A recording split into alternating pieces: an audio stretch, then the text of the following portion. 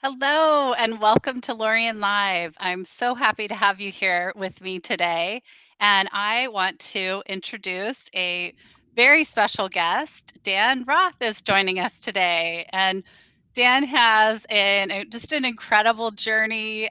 We could spend hours with him here today, but we're going to focus in on a couple of things that I think all of you will find very valuable.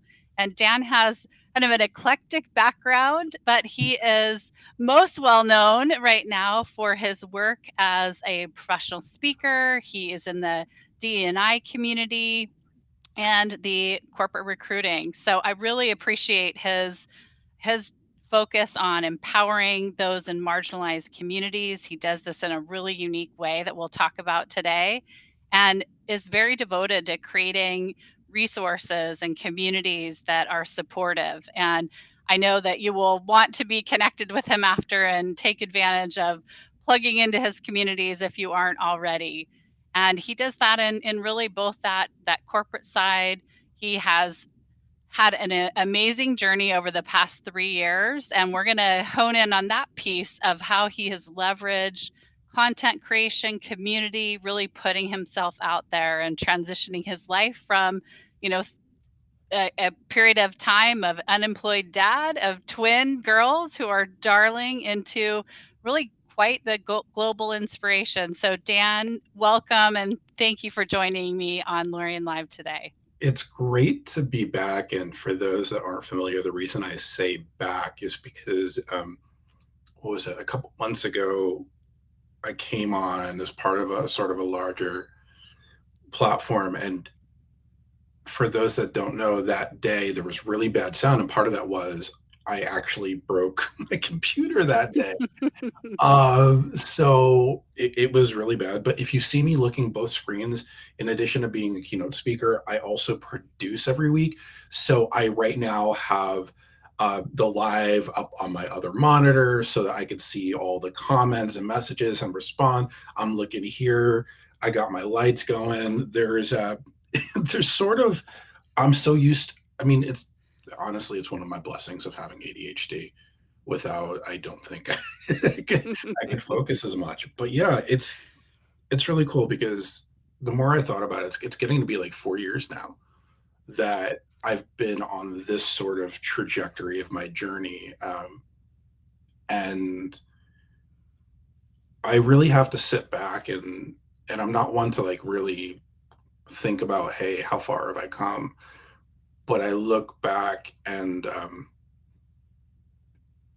I kind of have to sit in the moment sometimes because it's hard to process just how where you started to where you are now when you're so focused on going 60 miles and well, I guess for teenagers it's probably 90 miles an hour. As you get older, you're going to learn it goes back down to 65. So Till you become a twin parent, we have that in common, and then it changes everything. honestly, having kids didn't change my driving style. Growing up on the East Coast in New Jersey and driving, what was it? What was the storm? I left for California the year before Sandy, and that year there was a terrible, terrible snowstorm that people don't realize about, and I got sort of freaked out. So I was like, so that's when I was like, okay, I don't like driving in the rain anymore. I'm Jewish, so I can't drive at night. So I'm really left to drive during working hours, or I'm kind of out the door. Uh, well, I would love for you to there's so many parts of your story, and we'll dive into a couple things, but perhaps you can give people just a little snapshot of your journey and what led you to where you are today.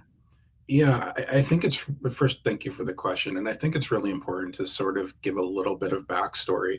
So, as I mentioned, I grew up in Jersey. I found out I had ADHD when I was 7 years old, along with language processing disorder, I'm going to call it a condition. I apologize if that's offensive to anybody, but it's a condition where I know what I'm trying to say up here, but it doesn't always come out this way. So, went through a lot of bullying, barely passed through high school, barely got into college, failed out of school, fought to get back in. wound up bringing my GPA up to a 3.0 from a 1.4 in my major, which was journalism. Then really sort of hopped around jobs. I went from journalism to retail to I was in retail when I moved out to California, then telecommunications, healthcare program management.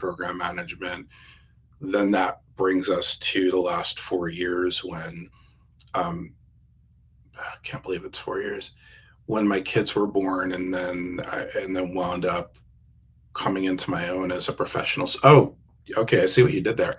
No, it's fine. Absolutely. You just kind of caught me off guard as kind of as in the I crux of this.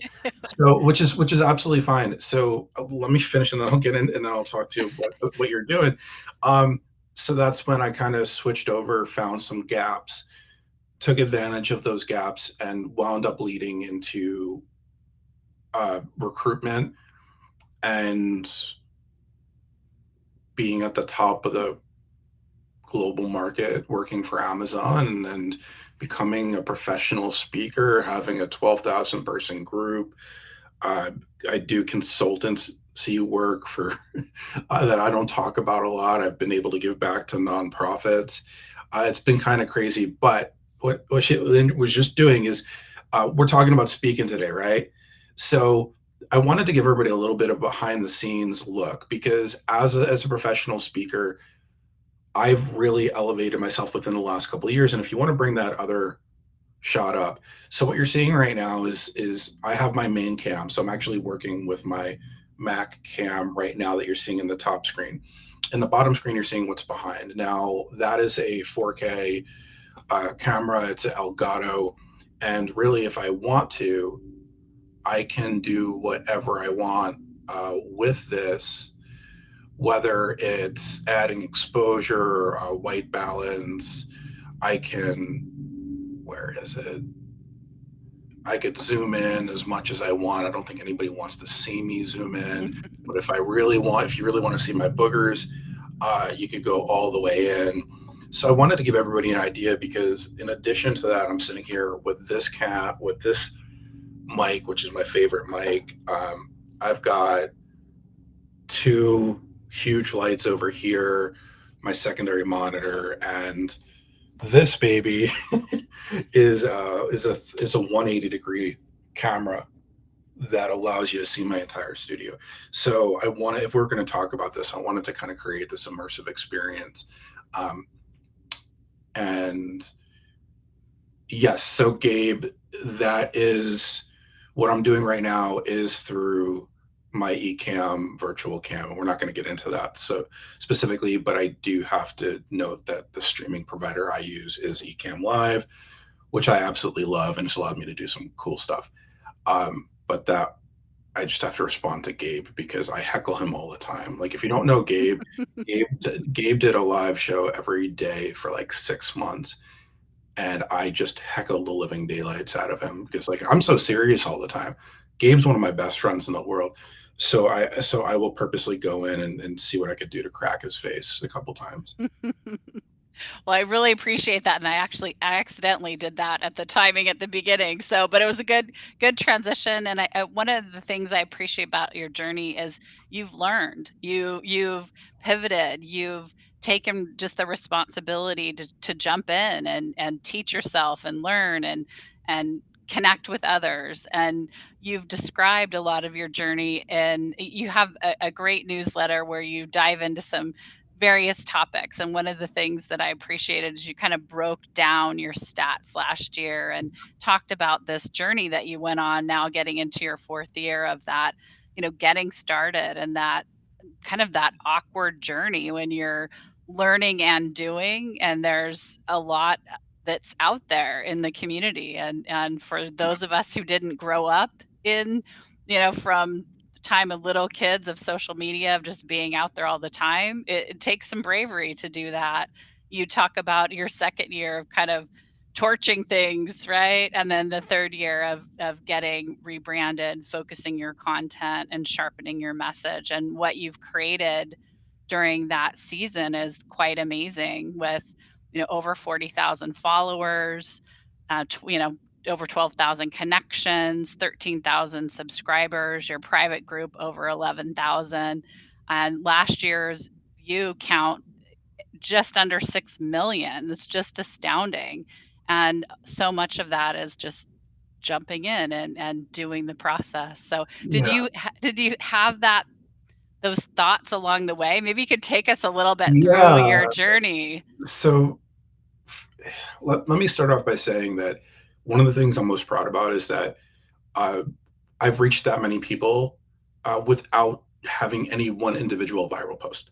I've never had something go over a million. I've never tried to get something over a million. Believe it or not, the posts that have done the best for me were the ones I felt least comfortable actually putting out. Uh, so those that have followed me are going to know part of this, and those that are new, this is going to be their first time hearing it. Um, the backbone of everything that I do is my children. Uh, Before they were born, because I don't want anybody to think this was easy, because it's far from easy. Before they were born, if I hit a roadblock, I was the first one to run from it. A lot of mistakes I made leading up, and if I had something go wrong, I would sit in depression. It's the reality of how I operated. I threw myself pity parties. When my children were born, and I'm not going to get into the full story, I almost lost my wife during delivery. I realized that if I didn't do everything in my capability to make the world a better place for them, that I wasn't doing my duty as a father, as a global citizen. And as much as I don't like to say that one moment changed my life, because it's definitely in some of its parts, that moment absolutely changed my life, because what I found, and this even surprised me, was that even when I had setbacks after that, I I couldn't be set back for long. Like, I almost would like try to be depressed about it, but I knew that I had this calling, and sort of like, you try to go backwards, and so you take a couple steps forward, and then you try to take backwards, and then all of a sudden there's a wall behind you. So I couldn't go back, and that really created the sense of, okay, well, I hit a block. What do I have to do now? So a lot of these things were about, first of all, accepting what I need to do. Second was accepting who I am. The moment I started talking about the fact I'm ADHD, the fact I'm talking about that I got bullied, how I talk about mental health and my struggles, those are the moments that really set me up to succeed, because there was at that point, there was nothing left to lose, because here I am, love me, hate me, feel indifferent to me. This is it. And I started utilizing that to my advantage. I see so many posts out there, and my disdain for social Saturdays is sort of it is well known. But I'm seeing a lot of the stuff that's being done right now in the current state of LinkedIn, and I'm like, I did that 3 years ago. And the reason I'm not doing it anymore is because I had the foresight to say, okay, well, this is what I'm doing now.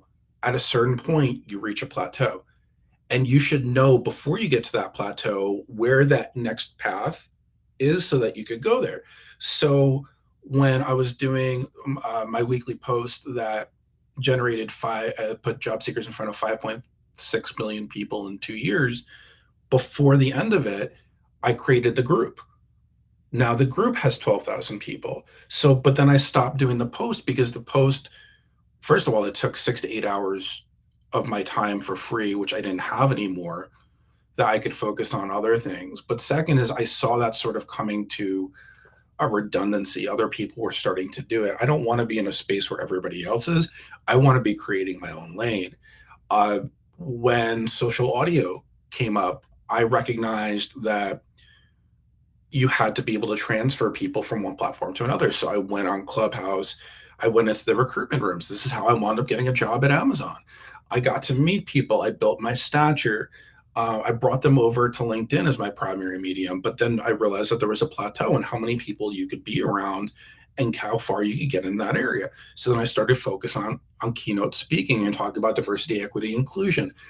And then once I ran out in that space, I said, okay, I'm not going to be there anymore because I'm not going to be sucked in for the sake of being sucked in.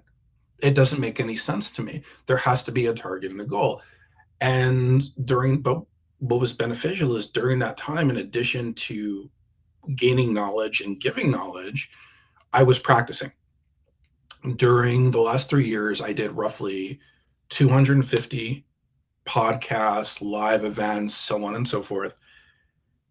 And I didn't charge.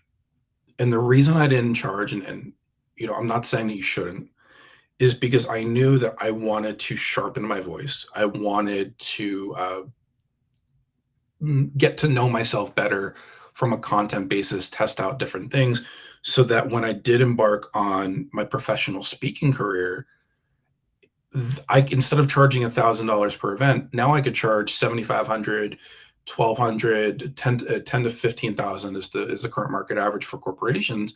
So I wasn't starting off low. I was perfecting myself to the point I got to it. And guess what? The first in-person event I did, career thought leaders, standing ovation. I was nervous as hell. I was so nervous. I had people pulling me aside. Why are you so nervous? And then I got up there and I realized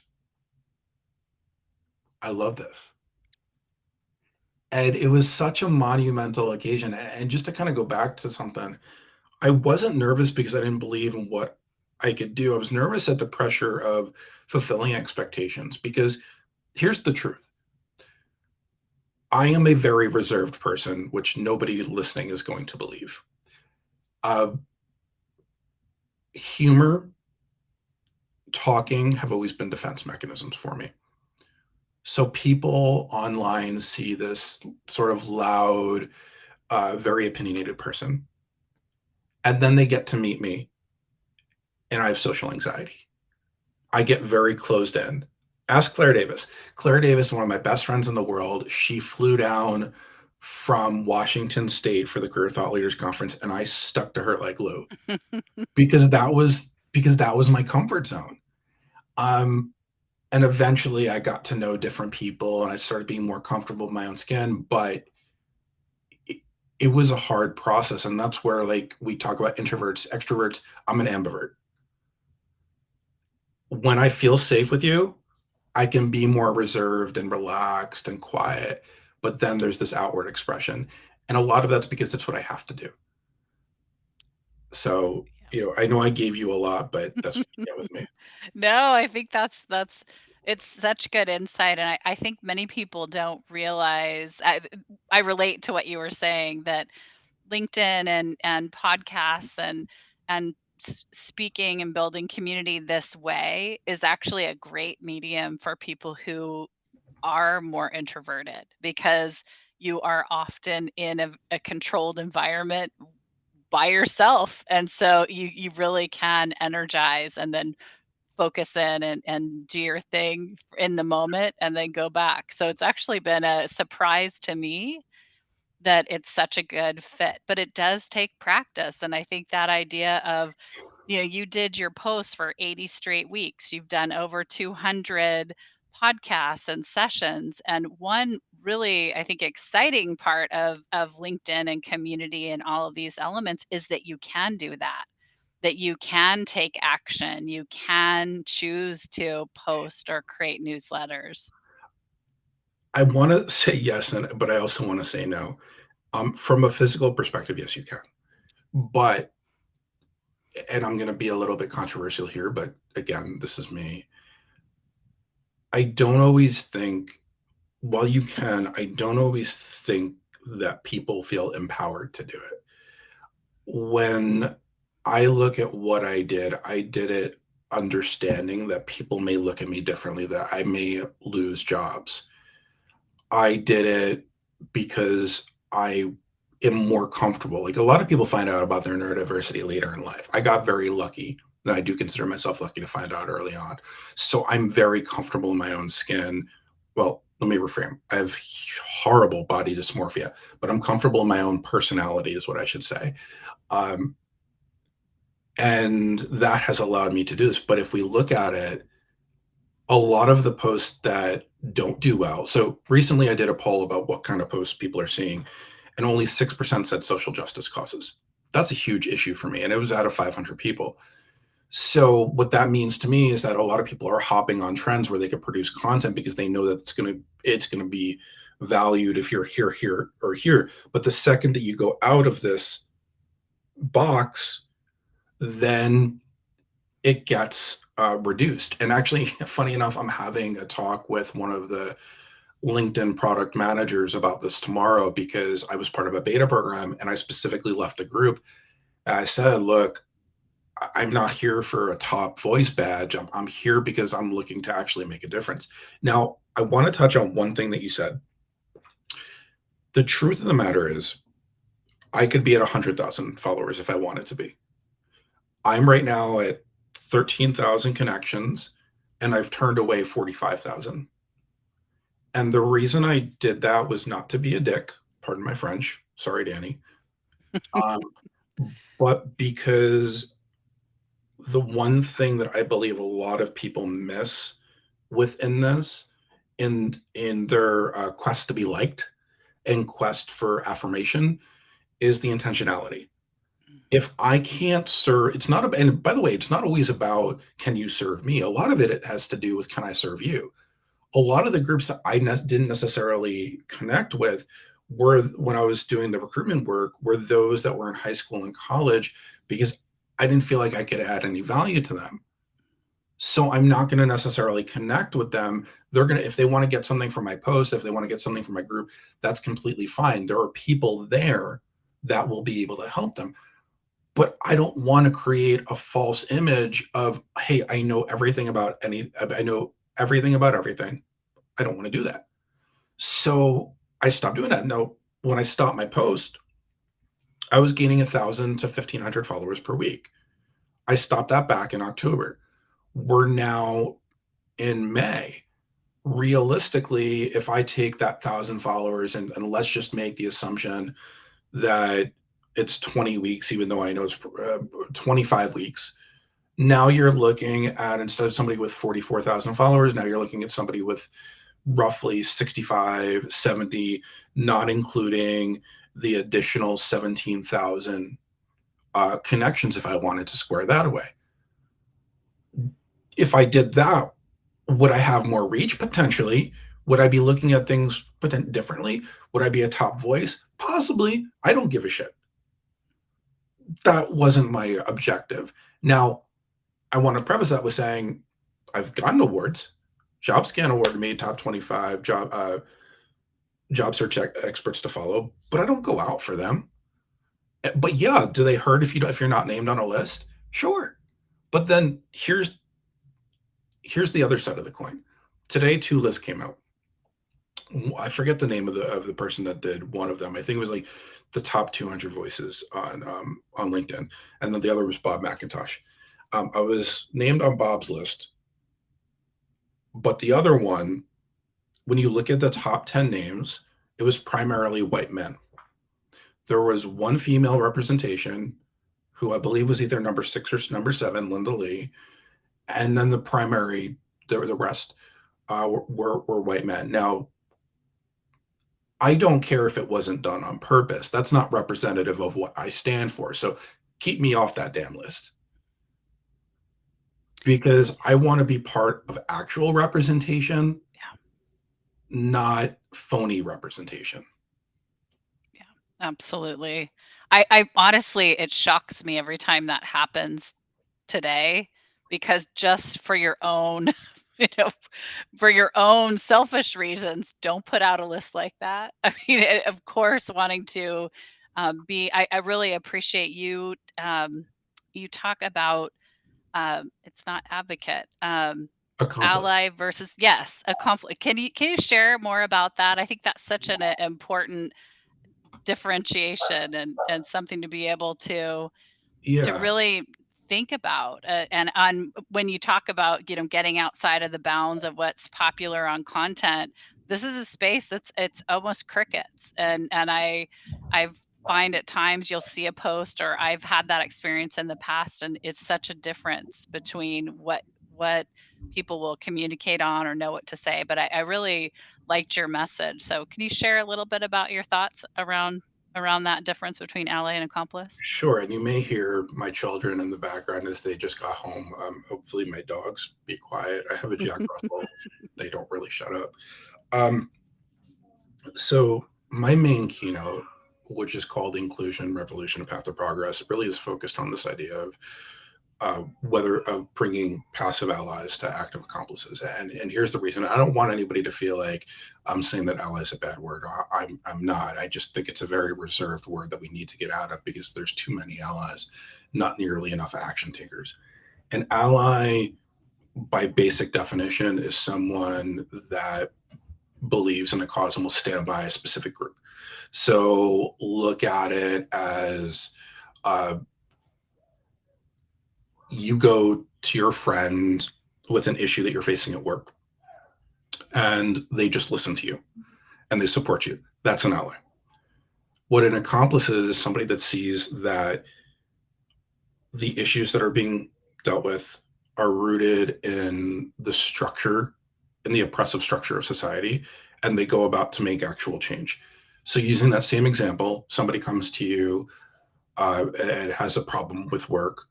Let's make the assumption they're a Black female. This is one of the examples I give in my keynote. You then, what an accomplice would do is say, okay, I'm going to support you. Let me take a look and deep dive into what the root cause of that issue is. And regardless of whether or not they're putting themselves at risk, because accomplices very often will put themselves at risk, they try to get to the bottom and work to resolve those issues. Now, it's almost impossible right now to resolve issues for a lot of reasons, including the fact, and I'm included in this number, of the amount of DEI uh, practitioners that have been let go from corporate. But it's also difficult because one of the most intelligent things that corporate ever did was create an environment where people want to make a change, but it's blocked at certain levels, or they become so comfortable within what they're doing that they don't want to push too hard. A lot of the people within DEI that are accomplices, what they'll do is they'll wind up in environments where they go in really happy, working to make change, and then they get met by middle management blocking doors. My job is to break down those doors. I don't like doors. Well, I do in the bathroom, but outside of that, I How can you give some example, or maybe an example or two that you share in your talks around what would that look like of somebody being an accomplice, and how could they go about breaking down a door and being willing to take that stand and be actively involved? so there's a lot of ways that people could be actively involved. I think the first step, and by the way, nobody has any right to tell you whether you should be an ally or an accomplice. That's not my objective. Even though I want to bridge the gap, this is all about creating awareness, and then with awareness, giving practical steps.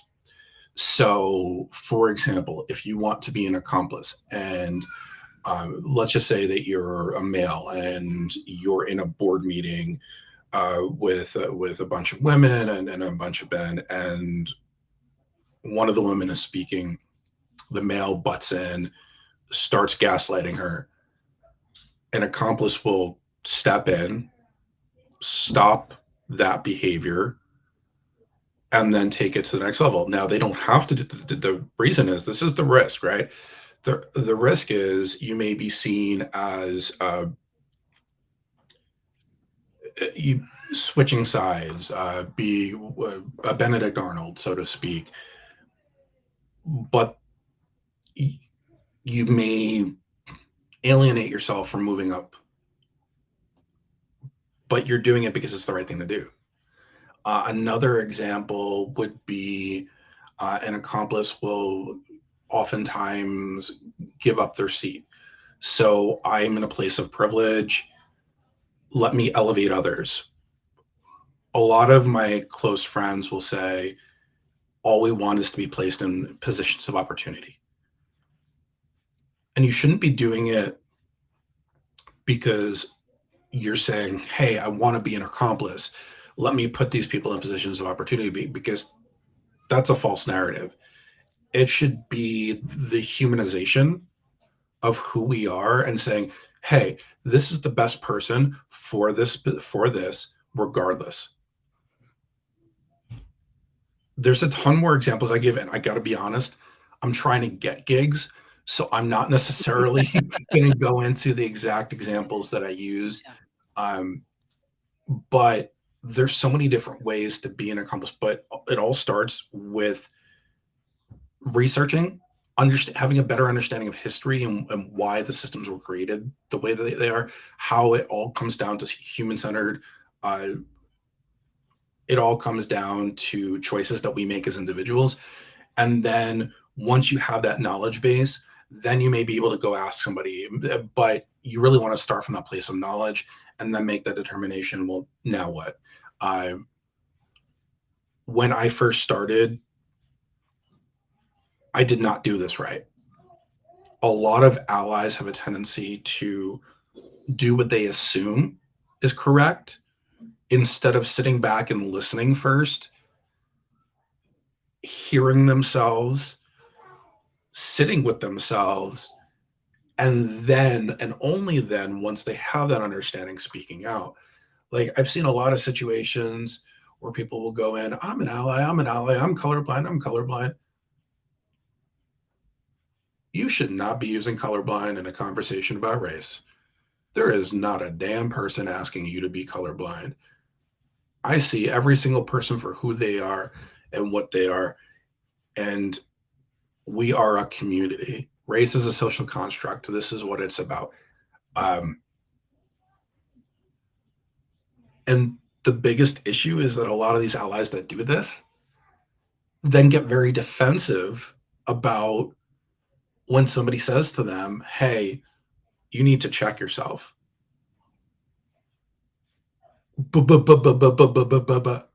No. Sit with yourself, listen to what's going on, learn. And that's the hard part. It's the decolonization of whiteness. You have some great resources if anyone wants a little more detail in your newsletter just at the turn of the year. You list some really powerful resources. So I will post that in the chat after if anyone wants to come back or definitely just dive into Dan's newsletter there from January. And My one of the news my newsletter is such a mixed bag. Like, I went to rewrite the description the other day, and I'm sitting there looking at, like, can I say what this thing is about? The only thing I could accurately say is that I give my honest opinion on a lot of random stuff. Like, but I don't force feed. That's my thing. I've never Mhm. written a newsletter that I've force fed. It's all been, I've been motivated and captivated to write, so I've written. Um, but I'll tell you, some of my best work has done the worst. I wrote an entire post one time about body dysmorphia, something I suffer from. And being a male, it very rarely gets spoken about. I have dealt with male postpartum depression. Very rarely gets spoken about. Some of my proudest stuff that barely cracked the LinkedIn algorithm. So you never know. You never know. Well, and pivoting your messages around and just your own personal behavior around authenticity, being real, sharing what's true, it's translating that into a speech or a keynote or a message in that kind of corporate conference environment. That's a big pivot. What have you found to be effective to really craft a compelling message that engages your audience and really moves the dial with some of these topics, which are a little difficult sometimes? So what's interesting about you saying that is that it's hard to gauge a lot of times because we're just getting back to in person. And so when somebody's virtual, it's basically impossible. Like, even if we're on Zoom, I mean, you can only see what, six boxes. So gauging reactions is almost impossible. In person is a lot different. In person, you could sort of tell it. And the reality of the situation is that one of my deepest sources of sadness is that I put on 30 some odd large scale diversity events that I had planned for months, marketed, and I think I had like a 4% rate of people that showed up that were white. So first, the part of it is that you need to speak to the right audience, but if the right audience isn't willing to speak, isn't willing to listen, then it's hard. And that's actually the reason I've done a reduction in the events that I've pulled, because I'm not going to produce trauma porn. I'm just it wouldn't be right. It's not in me to produce trauma porn. But to answer your question, the way that I do things, and this, I feel like I need to mention my mentor, Jen Buck, who, if anybody doesn't know who she is, she's one of the most giving and caring people you'll ever meet. But she's a professional speaker with 24 years of experience who works for a nonprofit. Uh, and she gave me what I really needed, which was the validation to be okay doing what I do best, which is storytelling. I didn't feel like I could do that. And she kind of sat me down. She's like, yeah, that's what I do. That's what you do best. Like, why wouldn't you? So my keynotes, and the reason that I get through to people, is because I tell three extremely personal stories. One of the stories that I talk about is how I almost lost my wife during childbirth. And I go into detail about it. And I share how her company really was an exclusive environment and didn't do anything to support. I talk about my struggles growing up with ADHD and how through bullying and anxiety, I was basically forced to work from home 7 years ago. I made the choice. This was well before. I go into a story about how one of my coworkers contacted me crying because she was being gaslit by training materials, and how it created this sense of it was like in the place that she was supposed to be able to belong, they were making her stand out on an island with everybody watching. So, in telling these stories, my objective is to both make people feel uncomfortable, but also do it in a way that lets them find their own emotional connection to it. And in finding that emotional connection, there may be 100 people in a room and 100 people get something different. That's absolutely fine. I love that. But that's how I bring in the connection. And then once I start talking about the accomplice, once I start talking about the ally, it sort of goes emotion, smack you in the face. Not a hard smack. I don't condone that. But so it's really, I try to be as well rounded as I can with it. And that's how my other keynotes are. One of my keynotes talks about growing up with ADHD, and almost similar to the story that I'm telling now. And it all goes based on emotion, because this is what I know how to do. Being my journey as a white anti-racist. First of all, I shouldn't have to call myself an anti-racist. It's just what I am. But the point is to share what my journey was, and not to gaslight it and say, "Hey, I was perfect the entire time," but to bring people through the reality. This is why I talk about the fact that I struggle with anxiety and depression every single day.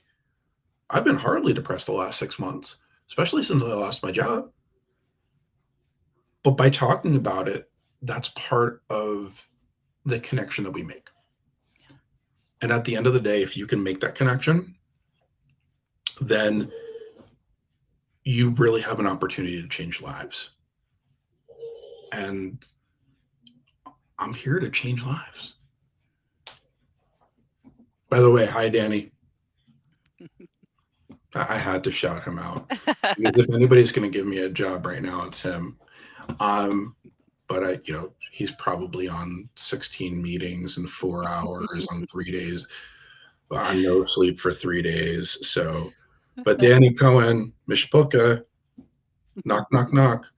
Um, Uh, yes. Well, I so one of the things that you did, and one of your newsletters that I thought was really interesting is you kind of broke down the approach. And for those, a lot of people are trying to imagine, how do I actually, you know, get build this network? How do I move my career forward? There's a couple things that I noticed about your journey is that you've built some great relationships, and just seeing some of your interviews and reading some of your materials, you have people that are just obviously really good connections, and it seems like many of those folks, you've built those connections within this LinkedIn community. So I know a lot of people really struggle with how to build genuine connections in a world where there's interest, but everybody's really busy. So could you maybe tell a little bit about your journey of one, how you built your network, and the closer ties, of course, and you're great about tagging people and really honoring where you get information and bringing forward great pieces of content of other people, but and then perhaps maybe how people have approached you and established and built a connection. So I have to give my father a lot of credit for this. Uh, and I'll get into, and so before I get into, just to give you an idea why my father was a 30-year manager at a financial institution, and he's really the one that taught me about valuing your employees, your connections, your friends. So, first and foremost, all grace and appreciation goes towards my father. Uh, the way that I was able to do this was both strategic and completely organic, which may sound a little bit weird. Strategically, at every step of the way, every place, every time I knew I was making a move, I aimed to connect with people that I could again provide value, that could provide value to me. So as I was working to get into recruitment and job seeking, I connected with recruiters. I connected with coaches. I connected with resume writers. I connected with other job seekers when I noticed that I had a bunch of job seekers in my network that were in a similar geographic area. I put them in groups because while I may know of X, um, a lot of times people in similar areas will have even more insight into what they do. And I started building these micro communities. And then when I wanted to get into keynote speaking, I started really investing my time and working with different people within those communities. But I think the biggest thing for me that allowed me to build connections was the fact that when I prop people up, it's done because I want to. Like, I don't think twice about it. I don't tag people because I think it's the cool thing to do or because the algorithm's going to appreciate it. I tag people and show appreciation because I don't think that we live in a society where people actively show their appreciation for people. They very well may. They may even think that the other person feels valued. But until you actually say to them, I value you, I appreciate you, they have no idea. And that's something I've understood for a very long time. So when I prop people up and give them credit, it's because I see something in them. I value them. They've given something to me, whether they realize it or not. And it's through that value that I really built close friendships. I mean, I mentioned Claire Davis before.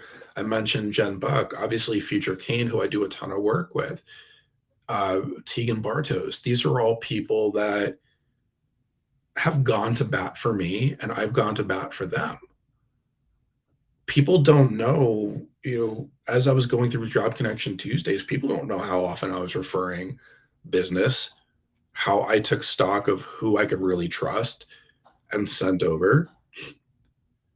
They don't know about how many people reached out to me, hey, could you help me out? And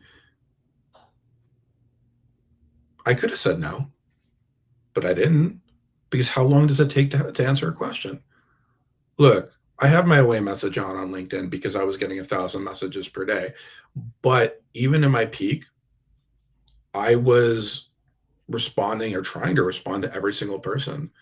And it's in that value that I think they gained a deep respect. And also in building my network, if I could say if I could say that I'm good at one thing, I don't think anybody would ever say that I'm every single thing I put out is who I am, what I am.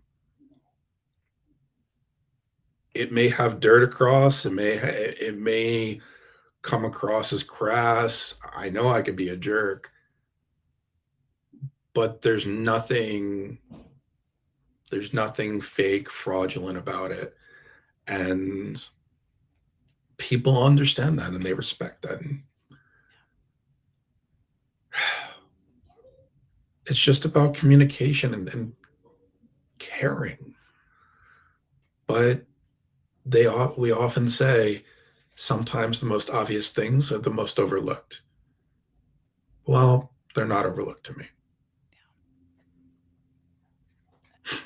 That genuineness and the things that happen behind the scenes is so often what builds that trust with people, and that I think that undercurrent of the reputation of somebody who's really doing meaningful work in addition to being a content creator, so to speak. It's been one of the topics that it's we can't like all day long. Chat GPT, all the artificial intelligence, and you made a comment in one of your articles about, I think you and I were like the last people holding the Blackberries. I had my I love the every BlackBerry. I love my Blackberry. I finally gave it up when I tried to. I got my last one and it was ported. I couldn't even download my bank's app, so I finally had to give in. But this whole artificial intelligence has been such a I know obviously it's been around for a long time, but what's happening today is such a change, and I appreciated some of that. I'm actually a huge fan from an efficiency for a lot of work that I'm doing, but I thought it was interesting dialogue that you had around content creation. If you're using it to create content, then you're not bringing your authenticity, your voice, your creativity. And there's such a that's such an interesting topic right now, and moving into work and the future. What did what are your thoughts around that? I it was such a can of worms, but You it's you really did. So here's the thing. Back in the day, I would have just said I hate AI, and left it at that. I've actually done extensive research. I mean, I was part of the beta. I am part of the beta program for collaborative articles with LinkedIn. I was one of the first to access Bard. I have not used Chat GPT. Um, there's two rounds of this. One is let me start off by saying there's one particular AI tool called Yoodli, Yoodli, that I really respect and appreciate. And I have to thank Marie Zimenoff for having them at the Career Thought Leaders Conference because I got to see how it worked. And what that particular application does is if you want to do a talk, then it records you and then it will count how many times you've used filler words and different stuff so that you could practice and get better. And I really find the value in that because even when you talk in person, sometimes the nerves get the best of you and you just want to have that do it yourself beforehand, sort of sing in the shower mentality, and then kind of bridge the gap. And I have no issue with that. Um, from an other perspective, I'm really old school. I have never used a Kindle. Don't ever want to use a Kindle. Like I come from a journalism background. I've been creating content since I was a kid, and I look at how many kids get lost in video games. And I mean, when I was a kid back in Jersey, my mom and dad would stick me outside after a snowstorm, give me a big cardboard box, and with that we had fun with it. Like we used our creativity. And look, I understand a lot of people will say, well, it just helps me get started. Does it? Every single person has it within themselves to curate and create what they want to create. And I'm not going to hold it against them. I just don't want people to lose their voice. I don't want people to lose their sense of imagination when it comes to creation. I mean, I even hated digital cameras for a long time, which is another story entirely. I have one now. To me, it's just the creative arts to me is home. And AI very much feels like uh, a step parent that I don't like. Fair I enough. think that's the best way that I could possibly express it. Now, here's where I'm going to be a little bit hypocritical. I don't have any issues with people using AI for things that I don't think are worth a damn, like cover letters. I think are a complete waste of time, and I hate them. I vehemently hate them. They're the To me, they're the equivalent of writing a dating profile. How many different ways can I write something to stand out? I don't know. It so but yeah, it create the creative arts is just home. And I'd rather teach somebody how to get out of that writer's block than them sit with an AI and say, okay, well, I'm going to have an AI generate three-fourths of the story. I'm going to put in the last 25%, except for Gabe Liao. If Gabe wants to use AI, then anything's better than what he produces. But that's me heckling him a little bit. I think it'd be funny to go back through history and pull out the two of you, your dialogue and comments back and forth. No, no, I would get in so much trouble. Like, so, truth be told, um, I come from having a very dirty, dark sense of humor. I grew up on people like Dice Clay and Married with Children. And the funny thing has been, because I talk about things that are so serious, I've had people actually say to me, you're the dad with twins talking about diversity, equity, inclusion. You can't do that. And I'm sitting there. Can I show something? Like, I have my button right here. And like, this is my sense of humor. Um, so my point being is that I tend to be serious all day long, except with my kids. And that, but then when Gabe was doing his show, I knew it was a safe environment because he's like a brother to me. So I would go in and just completely rip him to shreds. But it was done in a playful way, and he knew it. He throws it right back at me. So I think I've going through Gabe's post is kind of like going through your Gmail. There's like 10,000 things you just wind up delete, delete, delete, delete, delete. Well, somebody that has worked for, one of the global powerhouses, Amazon, and been a recruiter, so many of the folks that participate with Lorian Live, and they are in the space of looking for opportunities. And your message around authenticity and being yourself. And I know you're anti cover letter, but you do talk about optimizing your LinkedIn profile to be that balance of that personality. How would you, I guess, what advice would you have for people that are looking for opportunities? How can they do that balance between being the person who's can be hired and is going to make those, lists of being interviewed and make the short list and get an offer, with sort of sharing about themselves personally and being authentic, and kind of how have you, as a recruiter and being part of a team, like what are the things that you see that work well and really allow people to find the spot that's good for them, it's a good fit. The truth is that there's a lot of uncertainty right now, and I'm not going to get into this, but you know that I'm in a similar spot.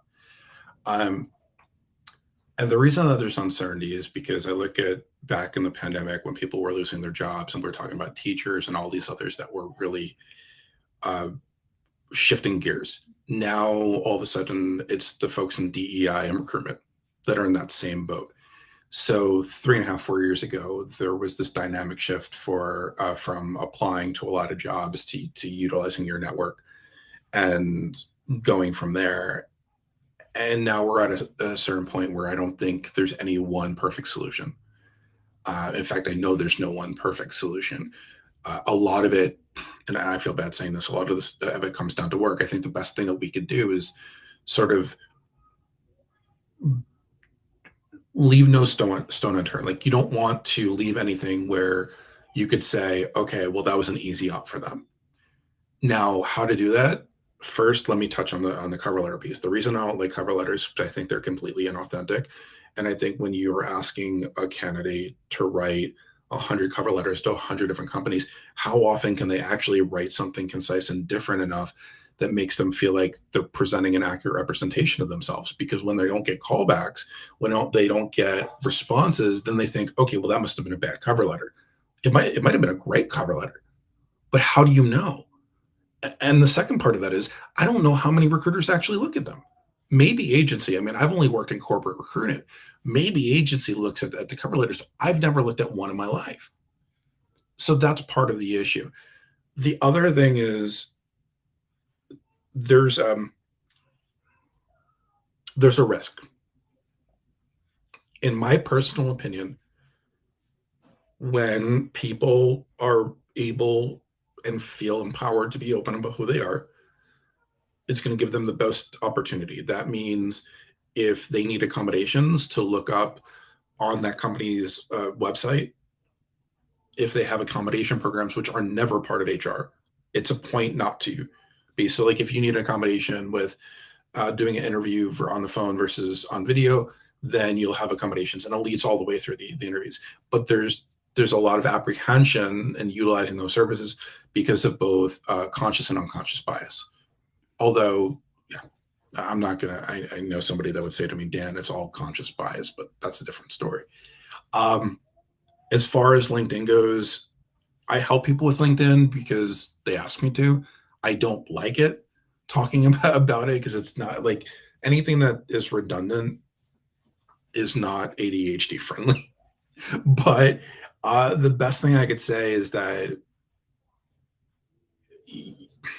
showing yourself in the best way possible.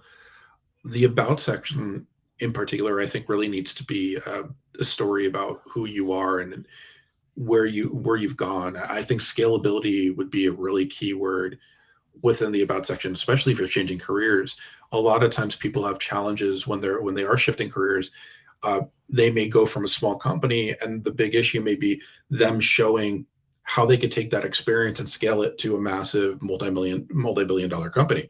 So if you could show how what you've done will scale to where you're going, that immediately is giving a recruiter an idea of how you think about things and your overall opinion.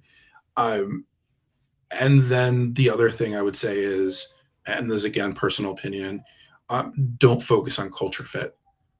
I If we're going to succeed as a society, if we're going to progress, we need to stop worrying about culture fit and really start looking at culture add. For those that don't know what I'm talking about, culture fit is when a company looks for somebody that will fit in exactly with what they already have. Culture add is when you bring in something completely organic and different.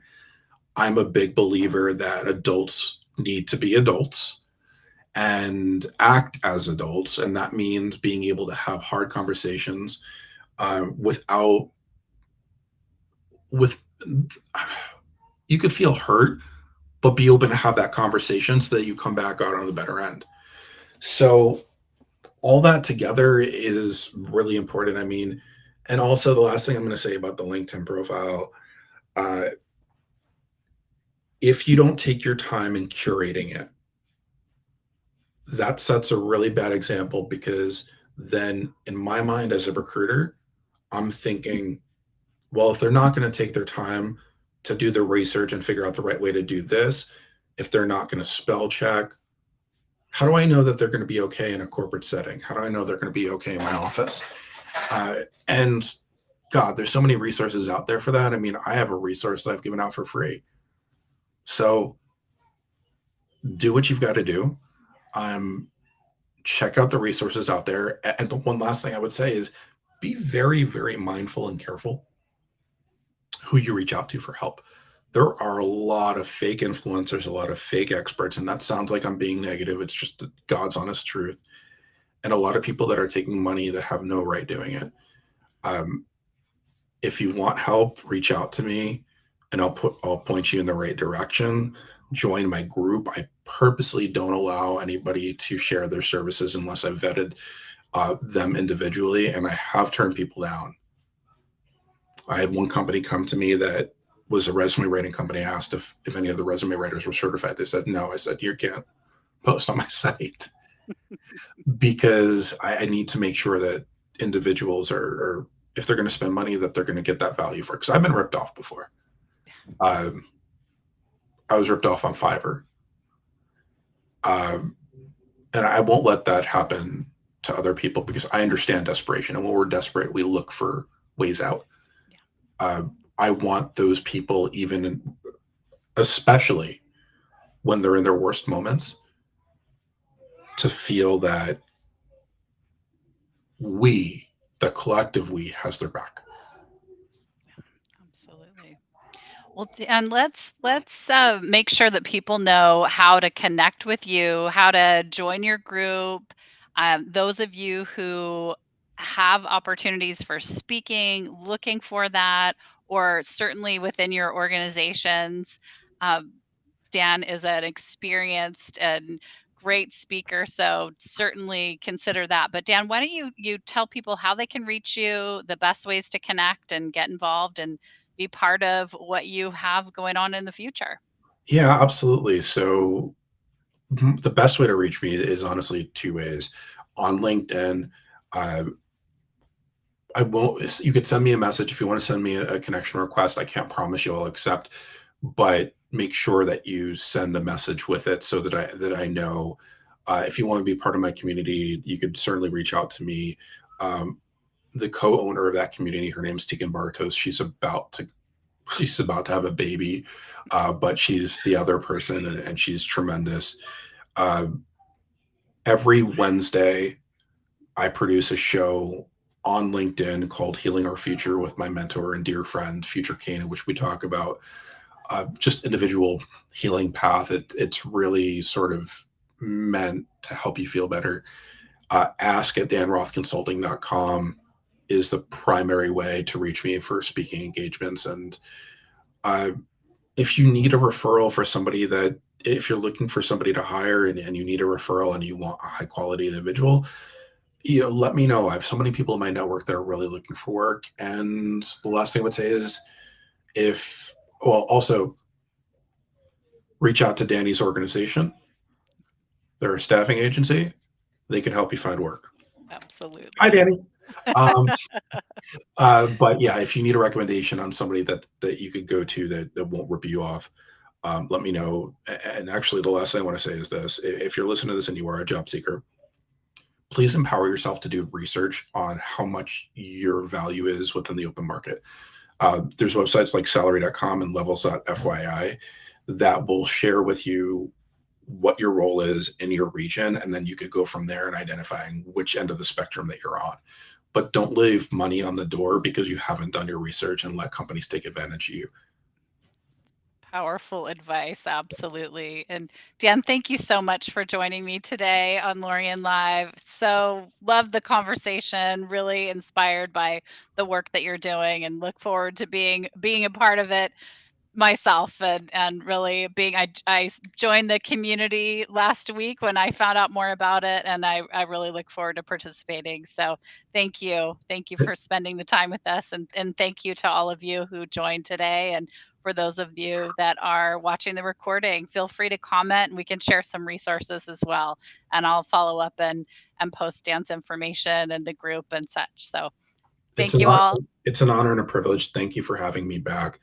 You are tremendous. I know for those that don't know, I know you have some personal stuff going on. So the fact you even made time today, I just want to share my gratitude. Oh, thank you. Thank you. All right, and we'll see you here next Thursday at 3:30